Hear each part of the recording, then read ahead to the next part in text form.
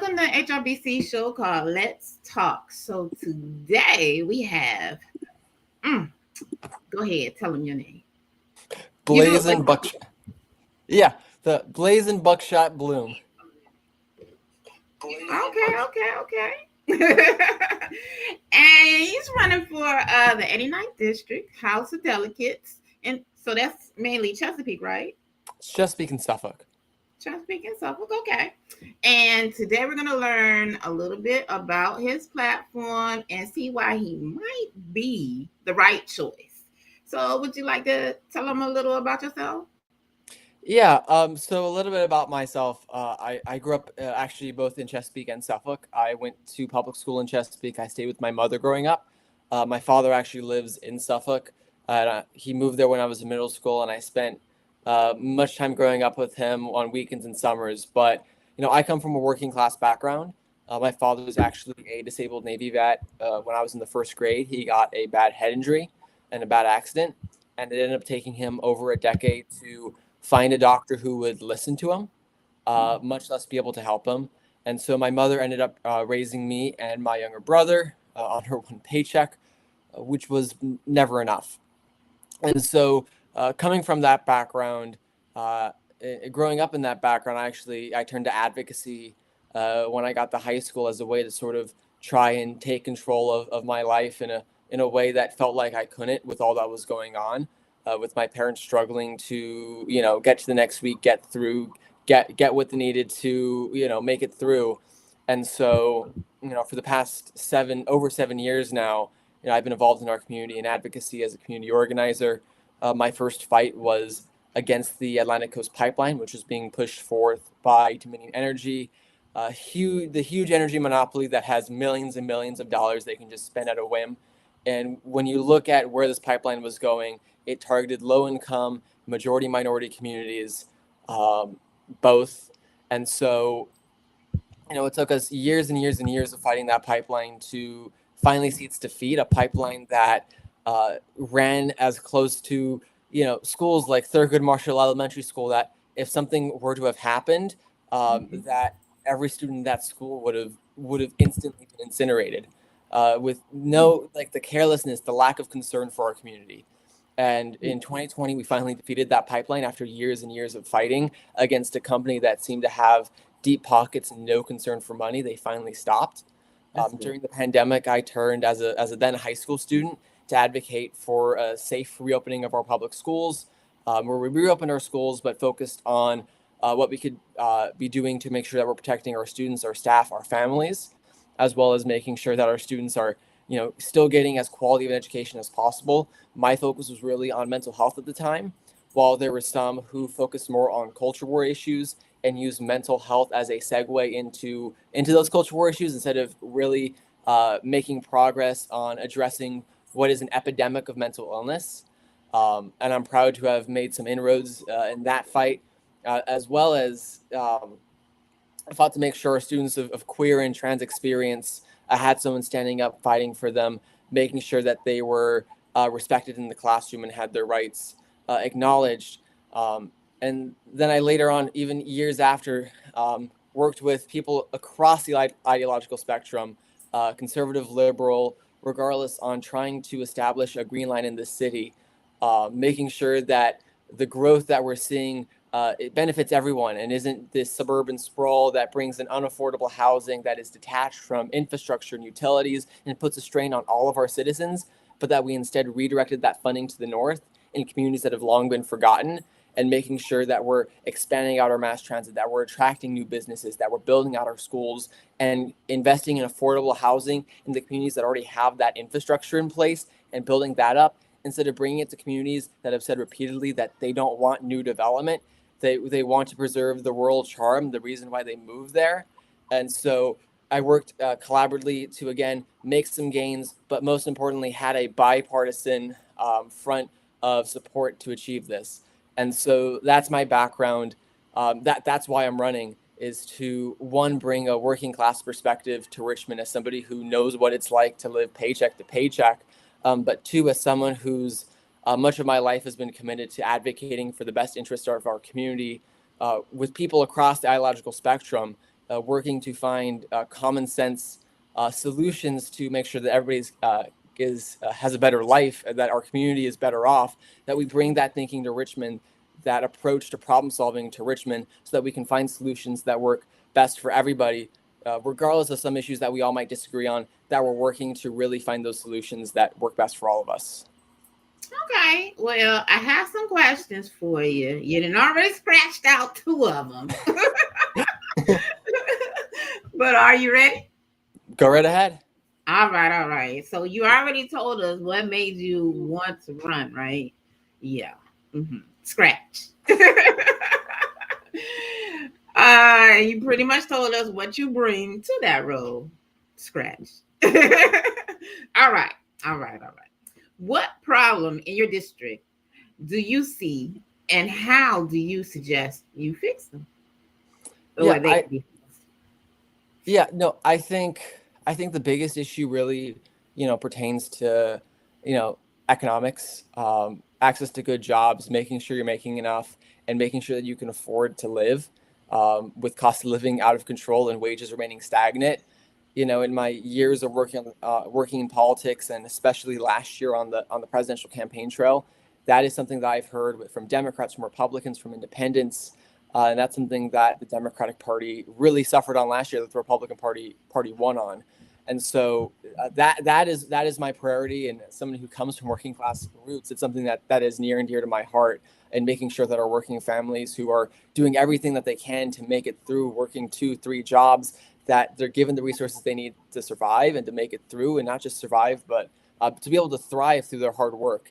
And so, looking at how we can raise the minimum wage, to make sure that it's a living wage, that we are supporting our workers, repealing right to work, expanding the right to collectively bargain, so that if you want to organize your workplace and advocate for a share of the profits you're generating, that you can do that.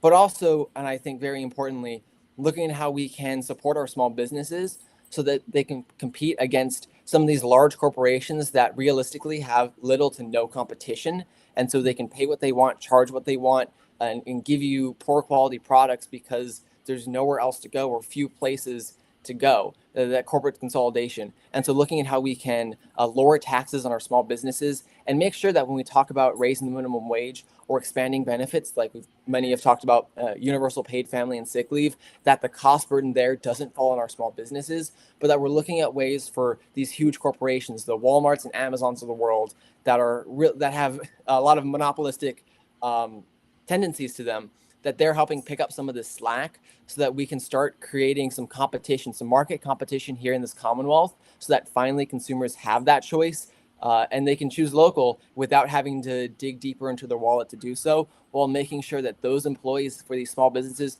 are getting paid the wages they deserve, are getting quality benefits, and that these small businesses can truly compete in the marketplace for quality employees. And so those are my main focuses on improving the economy for working families. Okay. So speaking of monopolies, how do you feel about Dominion Energy? I read that they had a 46% increase in their profits, and it's quite interesting that they also raised our prices. And then it also intrigues me that they're talking about how much green stuff they're doing. Yet when I look at my bill, there's $1 and some change that I'm paying to help with those initiatives. So if I'm paying it, imagine the millions of other people paying $1. What are your thoughts on it? Yeah, so Dominion is an energy monopoly, and we have no choice. And as a result of that, actually, many of our politicians are paid for and owned by Dominion Energy, so that when we talk about legislating Dominion and putting restrictions in place and making sure that we are not taking the cost burden of these projects that are desperately needed, that's the biggest area there.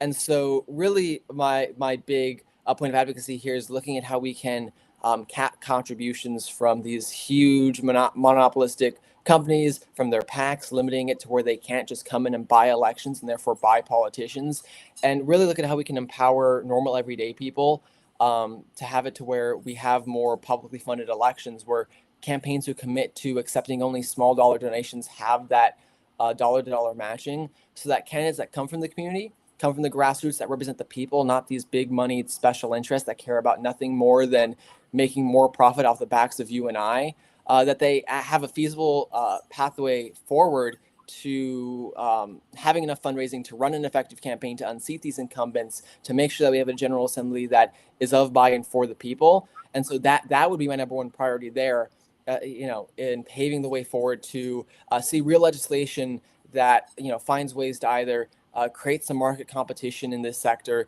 to where you have a choice as a consumer on where you want to go, or putting restrictions on place where Dominion can't just charge you whatever they want and say it's for this new green energy project, or because of inflation, when they're seeing record profits that outpace inflation by much, much more.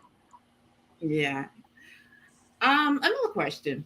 So property taxes. I once went to pay my property tax, and I was in front of me. There was an older gentleman who had had his vehicle for over 20 years and was still paying property taxes on it.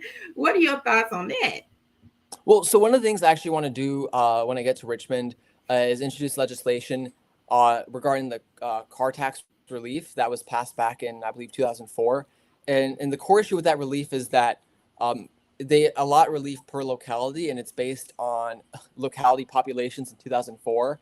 And so especially in Hampton Roads, we've seen a lot of cities that have grown a lot, and yet the amount of money that we're being given to pass on to citizens to give relief on these property taxes has not kept with that. And so over time, we have been receiving less and less relief as a result. And so I actually want to introduce legislation that updates that as of the latest census, and make sure that every census that we're continuing to update and reapportion that tax relief funds, so that growing cities, especially like Chesapeake, that is like quintupled, even more than that in size in the past 20 years, even 10 years, that we are not suffering.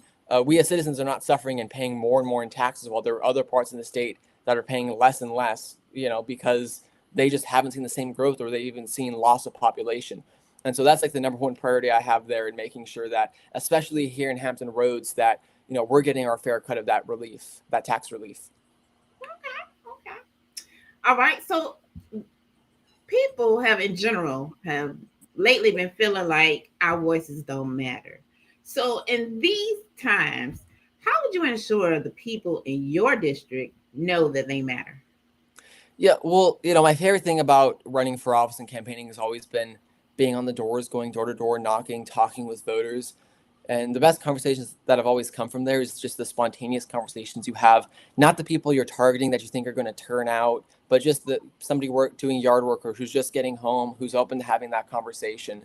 And so, while I love to do things like town halls, and I do commit to doing that when elected, I really want to continue doing this sort of community canvassing, door knocking, especially for people who historically haven't voted, who aren't registered to vote, who don't turn out because they feel like the system doesn't hear them, doesn't care about them, that their voice doesn't matter.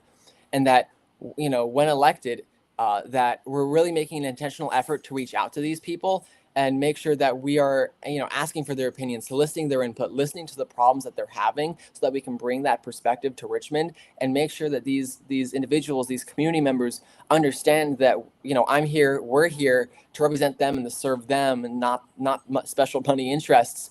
And so, again, that's something that I just love about campaigning, is I want to continue, and something that I've never seen anybody else do, but I think is so important to re-engaging people who have given up on the process. That's cool. Okay. Okay. All right. So if you win, right, you're in the seat, what will you do about I hear in Chesapeake that the people who are in the more rural areas are complaining because their area is being developed, and they like have chickens and other kind of animals that they're concerned about. How would you mitigate that? Yeah, well, so the biggest issue, and this is happening in Suffolk too, and I believe this is happening in Virginia Beach, but the district covers Suffolk and Chesapeake. The big issue here is that what's happening is we have old family farmers who their kids aren't interested in farming, picking up the profession, and so they need to have a retirement. They can't find anybody who wants to farm to sell the land off to, for that to be their retirement. Their kids don't want to work it and use that as a retirement fund. And so the only solution forward is to sell off their property to big developers who can afford the price tag for the land to develop it up and make a profit.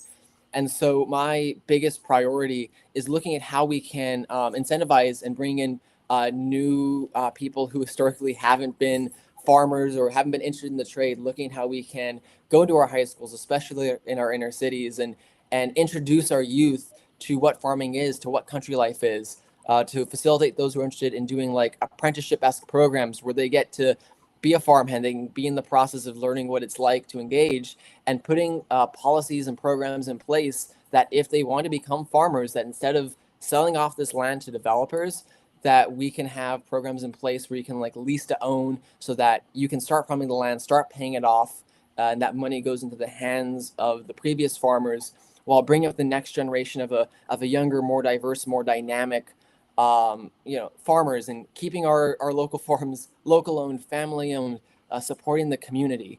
And so, that's my focus there, is really making sure that we're making farming a worthwhile investment, not one that is just becoming a drain on money and resources of those who are currently doing it, that drive people away from this profession as a career pathway. Okay. So lately, the president has been passing things, and Doge has been firing a lot of people in the government. So most of Virginia is hit hard by those firings. And as they come into the unemployment system, we are learning that the unemployment system is not as great as we thought it was. What would you do to assist with the many complaints you'll probably get about this unemployment system?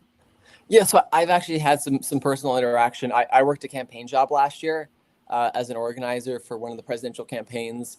And so I actually I filed for unemployment after the November election because I stopped earning a paycheck and needed to find a new job, which I was never able to collect a new paycheck because we just have these burdens in place that some other states don't have, where instead of like looking for a job that's similar to what you have, there's a lot of campaign jobs out there, especially in Virginia this year, that I could have taken on that really would have fit the resume I have.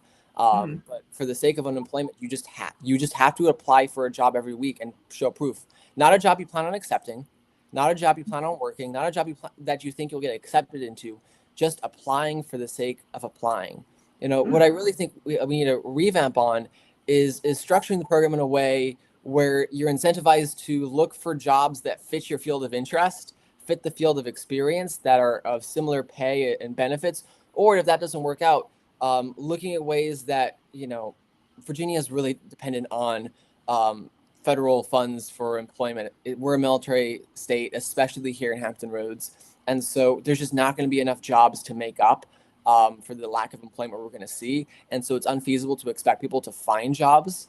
And so in addition to making it to where you're not being punished for applying for jobs that you won't get or that you're not going to work because that's not your field, looking at how we can create a jobs program, at least in the temporary, like a public works program that keeps people at work, not relying on unemployment, not relying on these benefits programs, but puts them to work back into the community, benefiting our communities, building up infrastructure, just like we saw with the many decades ago with the Civilian Conservation Corps, where we're still seeing the economic impacts today in Virginia as a result in tourism opportunity, especially in the Appalachians, that we're putting Virginians to work in decent paying jobs until if there's any economic downturn, until that economic downturn comes back, until we see an increase in jobs so that people can shift from the public sector to the private sector. Because it's better to put people to work than to have them sitting at home unable to find work because there's just no work available for them. Yeah. Okay. All right. So now here's my last question. Okay. All right. So if elected, what are your top 3 things you hope to accomplish while in office? Yeah, well, I think the first thing that comes to mind, especially in a first term, I've already talked about, which is updating the car tax relief.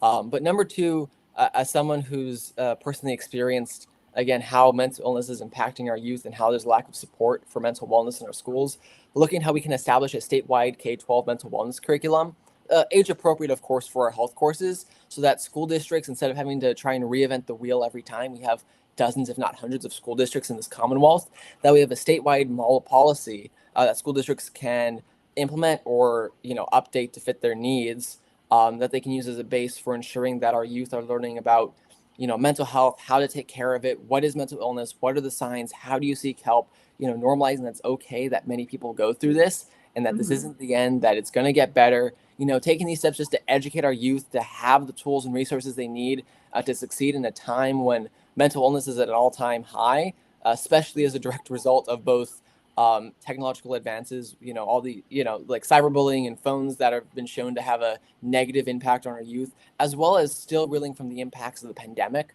And three, especially again with what's going on federally, with employment cuts that are especially impacting Hampton Roads, and the need to continue to create manufacturing jobs. I would love to secure additional funding to facilitate bring in more manufacturing jobs, blue collar union work here to Hampton Roads, specifically when it comes to offshore wind, which Hampton Roads, if you don't know, is like the prime location for manufacturing these parts on the entire East Coast. We're the only port that can ship them out, that's deep enough that can ship them out. We're centrally located from Florida all the way up to Canada. And so any project is easily reach from here, as opposed to Maine or Florida, which is out of the way for the opposite coast. And Mhm. so using our geographic location that makes us prime, as well as the natural geographic features that make us an attractive location, to really build up the infrastructure and the work with private businesses to develop career pathways, develop shovel-ready sites, to ensure that we're bringing in this manufacturing in what is becoming an increasingly global market for green energy, especially offshore wind, so that we as a region can be an international leader, especially with all the tariffs that are going on, this trade war with China, that we're bringing that back here to America, to Virginia, to the region, and making sure that working families, again, have another choice at work that they can do that diversifies our local economy, and again, makes it to where if you don't want to go to college, you have a viable career pathway in a well-paying job that's union, that's going to protect you and make sure that you have the money and the benefits you needed to raise a family while staying in this region and continuing to call it home. Okay. Well, those are all the questions that I have. Is there anything else you would like to tell the people? I'll just say, I'm running in the Democratic primary this year. Early voting just started today, and it's going to go on through the Saturday before Election Day, which is June 17th. So June 14th is the last day to early vote. The two Saturdays leading into Election Day, polls will be open in addition to every weekday until that Saturday. And that if you have any young people in your life that are 17 years old, who will be 18 by November 4th this year, but maybe 17 in the primary, so long as they're registered to vote, they can vote in the primary because they're going to be 18 by the general election. Virginia law says they can vote. And my first election voting was as a 17-year-old in a primary when I was going to turn 18 that general. So I'd encourage you all to get out to vote early in person, and to make sure that young people in your life who might not know that they can vote, get out to vote, express their civic duty, and make sure that they pick the candidates they want to see be running to represent them this November. Awesome. All right. Well, thank you again so much for coming and talking with us. And good luck on that campaign. Thank you for having me. Bye.